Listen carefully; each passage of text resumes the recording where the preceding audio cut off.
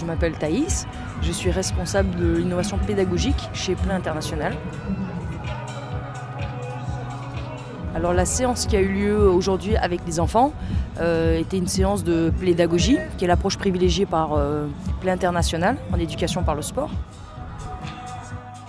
L'objectif pour eux, c'était de leur faire changer de regard sur une personne qui est en situation de handicap.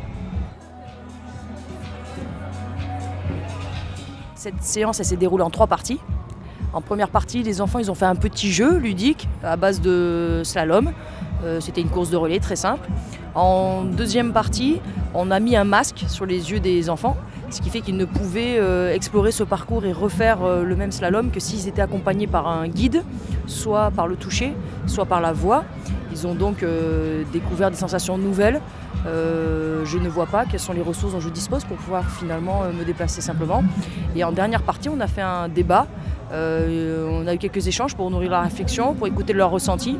Et là, ils ont pu prendre conscience qu'une personne qui est en situation de handicap, finalement, d'abord c'est une personne comme les autres. C'est pas parce qu'il lui manque, dans ce cas précis, la vue, qu'elle n'a pas d'autres ressources et qu'elle ne peut pas faire des activités, notamment elle a le droit de jouer comme les autres.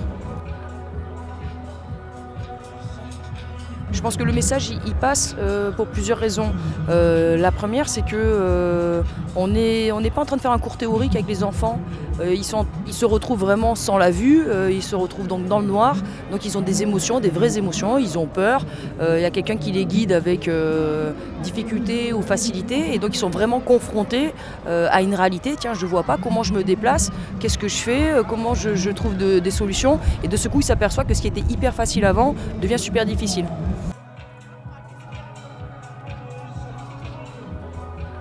J'espère que tous les gens qui viennent courir avec nous dans cette formidable aventure comprennent que Vertigo, c'est effectivement la solidarité au sommet.